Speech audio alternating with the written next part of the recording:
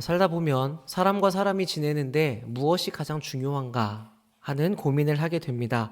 여러 가지가 있겠지만 사람 사이에서 서로가 하고 싶은 말이 무엇인지를 정확하게 전달할 수 있고 그것을 바르게 알아듣는 일은 참 중요한 것 같습니다.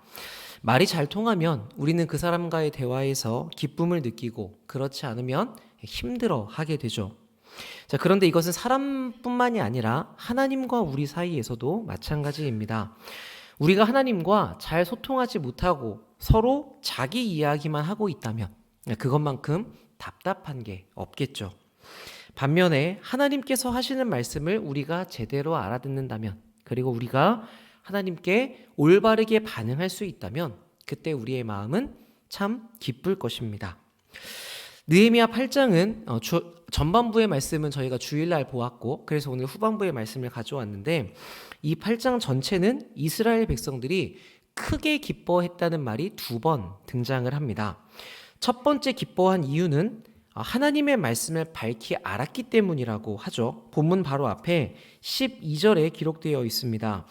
모든 백성이 곧 가서 먹고 마시며 나누어 주고 크게 즐거워하니 이는 그들이 그 읽어 들려준 말을 밝히 알미라. 자, 이 본문 8장에서 기쁨이나 즐거움이라고 번역된 말은 원어상 같은 단어입니다. 그리고 밝히 안다는 말은 이해한다, 깨닫다 라는 뜻이죠. 하나님께서 말씀하시는 바가 무엇인지 이 백성들이 분명하게 깨달았을 때에 그들이 기뻐했다고 하는 것입니다. 자, 이것은 우리도 참 바라는 일입니다. 자, 그렇다면 하나님의 말씀을 우리가 깨닫고 기뻐하기 위해서 반드시 필요한 것이 무엇인가? 제가 봤을 때 이것은 바른 해석이라는 생각이 듭니다. 우리가 하나님의 말씀을 올바로 받아들이기 위해서는 이 올바른 해석이 필요합니다. 자, 그러면 바른 해석이라고 하는 것은 무엇인가? 기본적으로는 이제 글의 문맥 안에서 보는 것을 말을 합니다. 성경도 이 성경이 쓰여진 역사적인 배경이 있고 또 문화적인 상황들이 있지 않습니까? 그러니까 그 당시에 이 말씀이 무슨 뜻이었고 예수님께서 말씀하셨을 때에 이 사람들이 어떻게 받아들였을 것인가? 이 내용들을 고려하면서 전체적인 글의 흐름 안에서 이해하는 것이 바른 해석의 가장 기본적인 내용이라고 할 수 있습니다. 그래야 예수님께서 하시는 말씀의 의미가 분명해지고 그리고 하나님께서 내 삶에 지금 어떻게 적용하라고 하시는 것인가가 좀 더 구체적이 될 수 있는 것이죠. 물론 가장 중요한 것은 이제 그 해석을 하기 위한 텍스트, 성경 본문이라고 할 수 있지만 이 본문이 바르게 해석되지 못하면 그것 또한 위험한 일입니다. 이것을 가장 잘 보여주는 것이 우리가 잘 아는 이단들이죠. 우리와 같은 성경을 가지고 이야기하지만 그 사람들의 해석이 이상하기 때문에 큰 문제가 됩니다. 자, 그래서 제가 신학교 때 배웠던 그 교수님 중에 한 분은 해석이 없는 설교는 위험한 설교가 될 수 있다라고 말씀하셨습니다. 예를 들면 이런 겁니다. 원수를 사랑하는 말, 이것은 예수님께서 우리에게 주신 말씀이죠. 성경에 기록된 말씀 그대로이고 우리가 도달해야 될 방향입니다. 자, 그런데 그렇다고 해서 모든 순간에 원수를 사랑해라 이 말을 그대로 덩어리째로 주는 것은 위험할 수 있다는 것입니다. 만약 누군가가 심한 학대를 당해서 몸과 마음이 크게 상해 있는 상태라고 해봅시다. 그러면 그 사람에게 그 학대를 가한 사람은 원수와 같이 여겨질 수 있잖아요.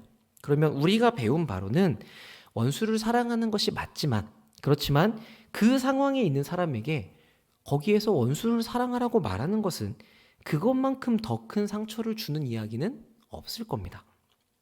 그러니까 이 원수를 사랑하라는 말이 예수님의 말씀이고 우리가 도달해야 되는 것이고 틀린 말이 아니지만 지금 이 사람에게는 무엇이 필요하냐면 거기까지 가기 위해서 이 약해진 부분을 회복하고 나아져서 그 사람을 사랑할 수 있는 데까지 건강해지는 이런 과정들이 필요한 것이죠.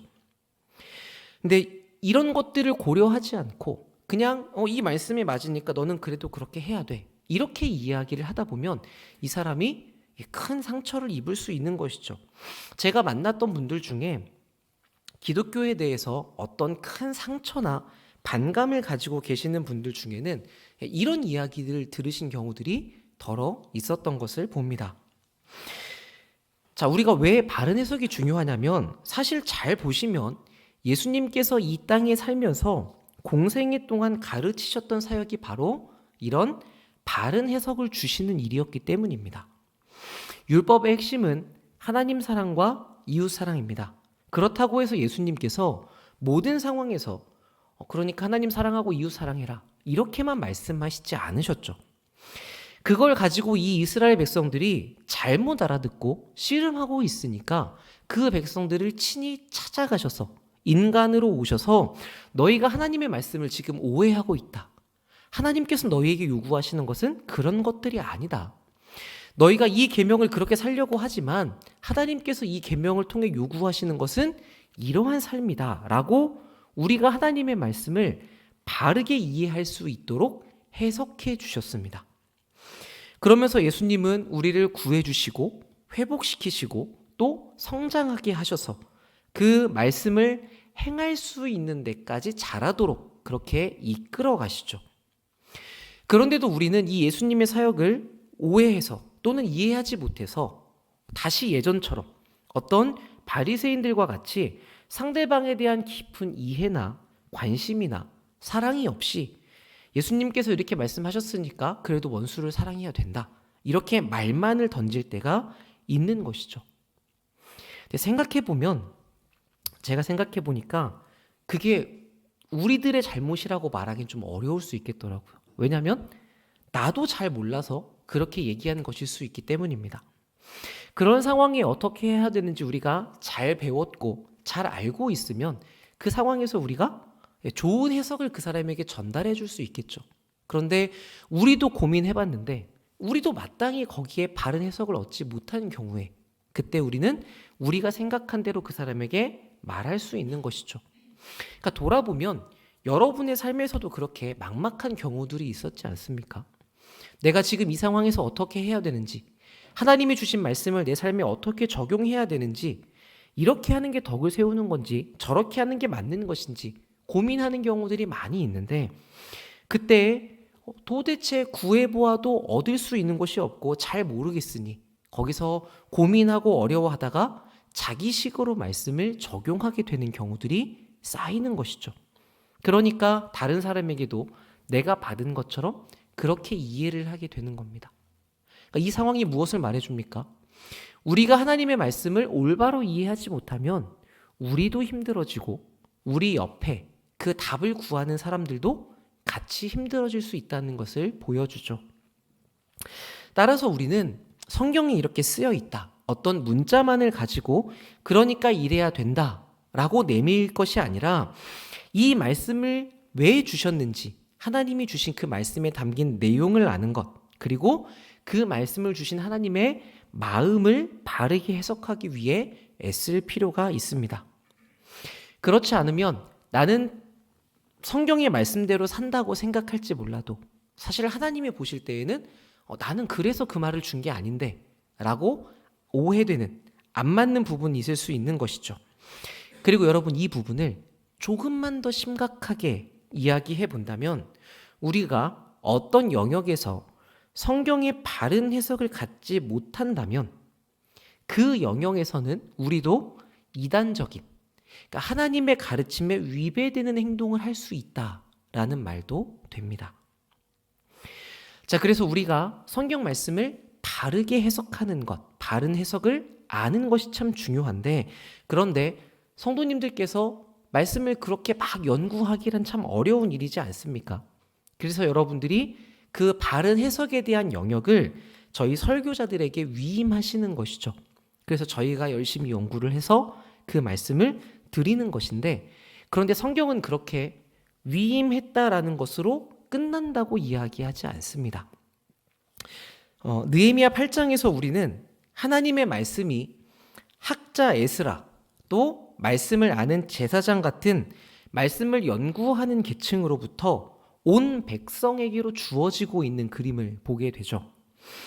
이 일은 온 백성들이 먼저 우리에게 하나님의 말씀을 들려달라고 요구하는 것으로부터 시작이 되었고, 이 성경을 연구한 사람을 통해 받은 말씀을 가지고 그대로 살아가는 것으로 이어지게 됩니다. 그러니까 우리는 다 이 바른 해석을 가져야 된다는 그 마음을 가지고 계셔야 되고, 그리고 그렇게 받은 말씀을 가지고 내가 바르게 살아가야겠다라고 노력을 기울이는 것이 필요하다는 것이죠. 그러니까 지금처럼 여러분들이 설교에 대한 이야기를 들으실 때에 이 설교는 과연 바른 해석인가? 여기에 대해 살펴보려는 관점이 필요한 것입니다. 혹시 사도행전 17장 말씀 준비되어 있습니까? 네, 그럼 제가 읽어드리겠습니다. 사도행전에도 보시면 비슷한 얘기가 있거든요. 베레아에 있는 사람들은 데살로니가에 있는 사람들보다 더 너그러워서 간절한 마음으로 말씀을 받고 이것이 그러한가 하여 날마다 성경을 상고했다라고 합니다. 자, 간절한 마음으로 받았다라는 것은 원어대로 해석해 보면 온 마음의 방향을 다 쏟아서 그 말씀을 받아들였다는 뜻입니다.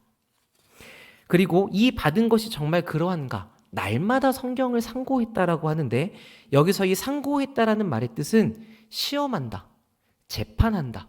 즉, 이 말이 성경적으로 맞는지를 연구했다라는 뜻입니다. 그러니까 말씀을 들을 때 그냥 듣는 게 아니라 정말 저 말이 맞는가? 비판적으로 듣고 성경을 가지고 검증하고, 그래서 맞구나라고 생각이 되면 이게 하나님의 말씀이라고 바른 해석을 받아들여가는 것이죠. 만약에 이 과정에서 여러분 의문이 드시거나 질문이 드신다면 그것을 물어보시고 풀어가시면 됩니다. 제가 봤을 때 이상하다고 느껴질수록 우리는 그 부분에 대해서 더 깊이 있게 배울 수 있거든요. 질문을 하고 더 바로잡아 가기 때문에. 그러니까 이런 식으로 여러분들이 하나님의 말씀을 적극적으로 바른 해석을 받아들이기 위해 노력하셔야 하는 것입니다. 제가 볼 때 여기 계신 분들은 말씀에 대한 이런 관심들이 많으신 것 같습니다. 그래서 참 좋다고 여겨지는데, 자, 이 말씀에 대한 해석을 우리가 받았을 때에 이제 그 다음 이어서 나를 바꾸어가는 일은 사실 그렇게 쉽지만은 않죠. 내가 지금까지 알아왔던 성경에 대한 내용 또는 내가 지금까지 행동해 왔던 것들이 마치 나를 구성하는 것과 같이 여겨져서 그게 아니라고 하면 내 과거가 부정당하는 것처럼 느껴지기 쉽기 때문입니다. 제가 제일 많이 들은 이야기 중에 하나가 결혼하면 치약 짜는 것 때문에 싸운다, 이 얘기였습니다. 그리고 그에 못지않게 많이 싸우는 것이 양말이나 옷을 뒤집어 벗는 것이라고 미리 제가 다 공부를 하고 있습니다. 그래서 저는 생각할 때마다 아니 치약을 그렇게 밑에서 짜는 게 그렇게 어려운 일인가, 양말을 좀 벗어두는 게 뭐 그렇게 어려운 일인가라고 생각을 해요. 아직까지는. 그런데 아니죠. 그것 때문에 싸움이 나죠. 왜 싸움이 납니까? 이렇게 하지 말라고 얘기를 하면 나는 평생 이렇게 살아왔고 그게 아무 문제가 없는데 왜 나한테 그렇게 하라고 하느냐. 그러니까 지금까지 내가 해왔던 삶, 내 방식, 나아가 내가 부정당하는 느낌이 들기 때문에 그렇습니다. 그래서 이 문제를 가지고 다투는 분들의 이야기를 들어보면 치약을 짜는 문제가 아니라 저 사람이 나를 인정해주지 않는다, 저 사람이 나를 무시한다고 여겨져서 그게 너무 서운하고 자존심이 상한다는 거예요. 근데 이게 큰 문제가 되는 건 그 당사자에게 당신이 그렇게 이야기하면 내가 너무 무시당하는 것 같아서 싫어 라는 이야기를 안 한다는 것에 있죠. 그건 마음속에 있지만 겉으로는 당신이 그렇게 짜 라고 하고 말죠. 그래서 싸움이 된다고 합니다. 이런 마음이 들면 이거 짜는 문제가 아니라 사소한 것 하나라도 절대 바꾸려고 하지 않습니다. 그게 마치 자신을 지키는 일처럼 여겨져서 그렇습니다. 그런데 사실 뭐 이걸 어떻게 짜느냐가 사실 나는 아니잖아요. 그 사람이 말하는 부분은 어떤 방법일 뿐이지 나를 부정하는 것은 아닌데, 그런데 우리는 그 습관이 마치 나처럼 여겨져서 나라고 여기는 경향이 있는 것이죠. 그래서 우리는 지적을 당하면 내 이 부분에 대해서 바꾸라고, 더 좋아지라고 이야기하는구나라고 생각하지 않고 저 사람이 나를 공격한다고 여깁니다. 그러니까 우리가 이것을 나누어 볼 필요가 있는 것이죠. 나라는 사람은 있는 것이고 저 사람이 나에게 이야기하는 부분은 어떤 부분에 해당하는 겁니다. 그러면 많은 지적들은 나를 공격하는 게 아니라 내가 가진 어떤 방식이나 생각, 습관에 대한 것이라는 것을 우리가 알게 되죠. 그렇게 서로가 서로를 공격하거나 무시하는 게 아니라 더 같이 잘 지내기 위해서, 더 좋아지기 위해서 이 변화를 바라는 거라는 점이 이해가 되면, 그러면 그 관계와 그 대화의 분위기는 완전히 바뀌게 됩니다. 저는 신앙생활에서도 많은 부분이 이렇다고 생각을 합니다. 그래서 우리가 지금까지 말씀을 어떻게 배웠는지, 여러분들이 지금까지 신앙생활을 어떻게 해왔는지, 그것이 지금까지 여러분들이 자라온 과정이었다는 것은 참 중요하지만 앞으로 나아가는 일에 있어서는 이것이 그렇게 중요하지 않을 수 있습니다. 하나님께서 여러분에게 나타나셔서 내일부터 너 이렇게 살아라 라고 말씀하신다면 우리는 그 하나님의 말씀에 따라 내 삶을 바꿀 의지가 있지 않습니까? 그러니까 지금 무엇을 가지고 있는가가 중요한 게 아니라 앞으로 어떻게 가야 할 건지를 보는 게 중요한 거죠. 그래서 우리는 지금 우리에게 주어지는 이 말씀이 바른 해석인가 아닌가 거기에 집중할 필요가 있는 것입니다. 그리고 이게 맞다고 여겨진다면 그러면 내 생각을 바꾸고 수정하는 쪽으로 나아가야 되죠. 이렇게 자기의 어떤 형성된 것을 버리고 예수님의 표현으로 하면 자기를 부인하고 하나님께만 집중하는 자세를 가질 때에 우리는 하나님의 말씀이 깨달아지고 그것으로 인해 내가 변해가는 그 기쁨을 경험할 수 있게 됩니다. 이 경험을 하신 분들은 계속해서 이러한 기쁨이 더 있도록 추구해 가게 됩니다. 오늘 읽은 본문에 그게 드러나거든요. 13절을 보시면 그 이튿날이라는 말로 시작을 합니다. 어제 백성들이 율법을 듣고 깨닫고 울고 기뻐하고 그리고 먹고 마셨습니다. 그 다음 날 족장, 제사장, 레위 사람들, 지도자들이 에스라를 또 찾아옵니다. 왜 찾아왔다고 이야기합니까? 율법을 밝히 알고 싶어서 찾아왔다고 하죠. 그러니까 이들은 이 전날 이미 하나님의 말씀을 충분히 들었습니다. 은혜를 받았고 거기서 말씀을 깨달았고 울며 감정적으로 반응하기도 했고 맛있는 음식을 나누면서 서로 좋은 시간도 보냈습니다. 그리고 다음 날이었으니까 우리로 치면 월요일인데 여러분 우리는 월요일에 하나님의 말씀을 더 자세히 알고 싶어서 찾는 경우가 있습니까? 그러니까 이 사람들은 지금 말씀을 구하는 일에 집중되어 있다는 것을 알 수 있죠. 어제 경험했지만 오늘 더 알고 싶어 합니다.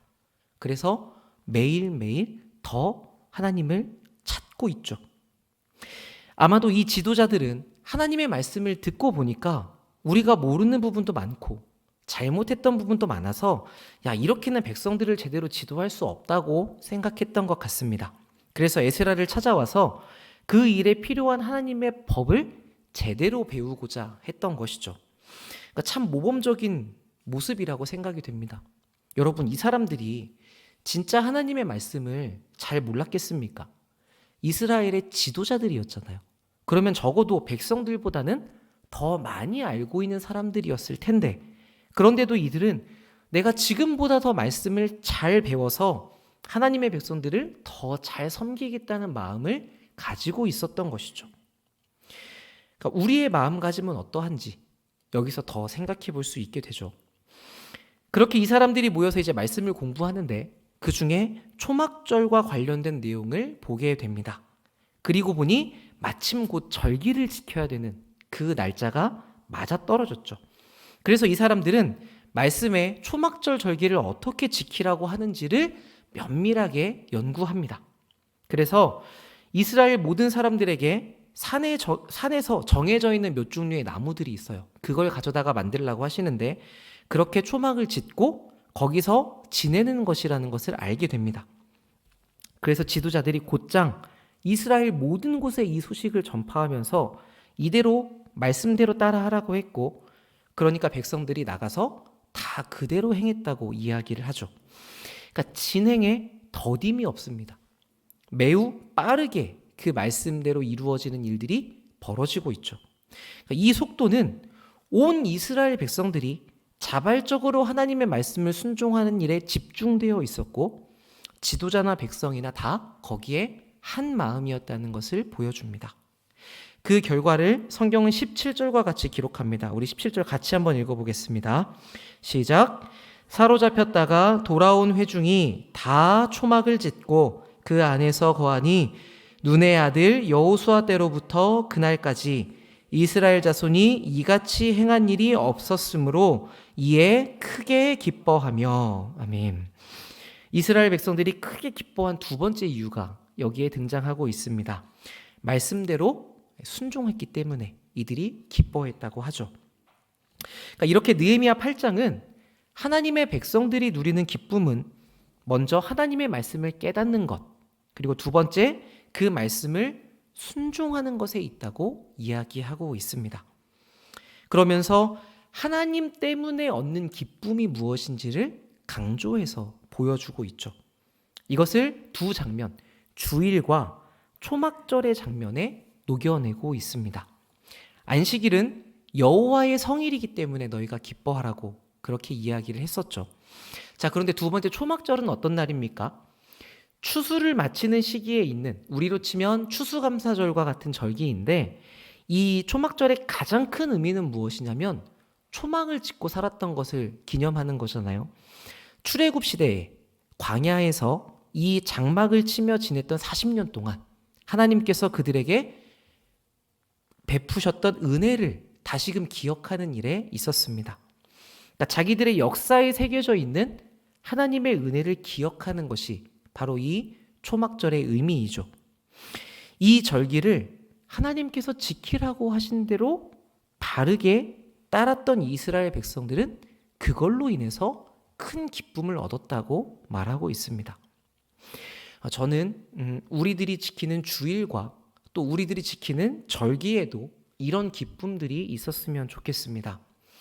성탄이니까, 부활주일이니까 당연히 기뻐해야지가 아니라 그게 어떤 의미가 있는지를 우리가 말씀으로 바르게 깨달아서 하나님께서 우리에게 어떤 일을 하셨는지를 알고 그것으로 인해서 크게 기뻐하는 것, 거기에 마음이 모이는 우리들이 되었으면 좋겠습니다.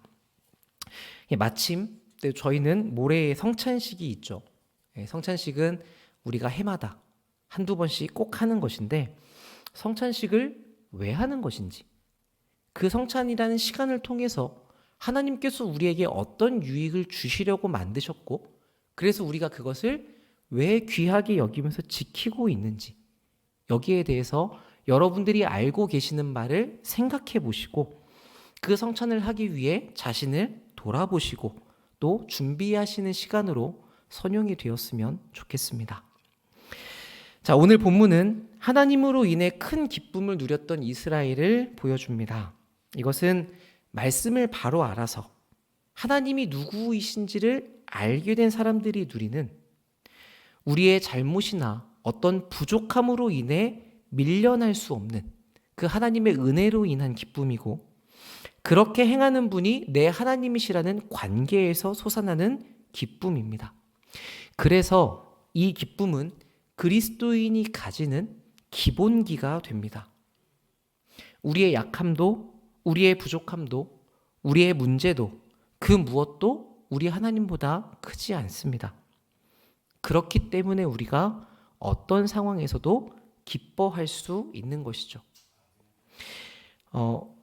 언제나 여러분 슬픈 감정은 있으면 안 됩니다. 이런 종류의 말씀이 아닙니다. 희노애락, 하나님이 우리에게 주신 그 모든 감정은 다 소중하고 또 건강하게 이 감정에 충실하는 것은 좋은 일입니다. 그런데 그러한 중에도 우리의 기분이 어떤가와 관계없이 우리 영혼의 깊은 중심에는 하나님이 계신 것으로 인해서 기뻐할 수 있다는 말씀입니다. 왜냐하면 우리 하나님이 결국은 이 모든 상황을 다 합력하여 선을 이루실 것을 우리가 믿기 때문이죠. 그래서 한 신학자는 우리 그리스도인들이 가지는 기쁨을 쉽게 날아가 버리는 순간적인 즐거움, 가벼운 감정이 아니라 확보된 선에 대한 즐거움이라고 표현을 했습니다. 말씀으로 하나님을 알아갈수록, 그래서 그 하나님의 사랑을 믿고 그분에게 순종할수록 우리는 이 빼앗길 수 없는 기쁨을 더 많이 누려갈 수 있게 되는 것이죠.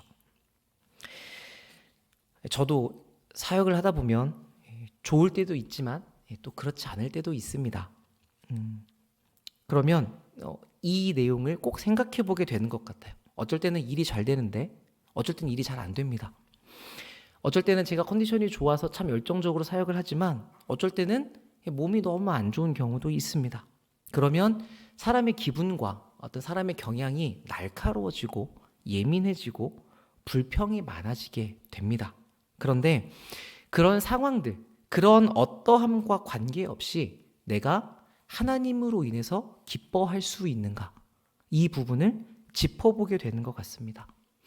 이 하나님이 나에게 작정하신 그 확실한 선하심을 내가 믿고 그 안에서 내 영혼이 만족하며 감사할 수 있는가? 잘 안 되거든요. 그 순간에는 그렇게 잘 안 돼요. 그렇기 때문에 이 부분을 더 생각하고 흔들리지 않는 그 토대로 다시 나아가서 우리가 계속 이야기했던 그 예수님의 십자가 사건과 부활의 사건으로 자꾸 우리를 다시 데려가게 되는 것 같습니다. 자, 여러분들에게는 우리 하나님으로 말미암아 흔들리지 않는 그 기쁨이 있으십니까? 또 우리는 내 영혼에 지금 이 기쁨이 있는가? 사라진 것은 아닌가? 그것을 면밀하게 살피고 계십니까? 오늘 이 기도 시간에 한번 잘 생각해 보시고 말씀에 대한 바른 해석과 거기에 따른 순종으로 하나님으로 인한 만족과 기쁨이 더 커져가는 그 복을 누리는 인생 되시기를 바랍니다. 우리 시간 함께 3가지 정도 기도하겠습니다.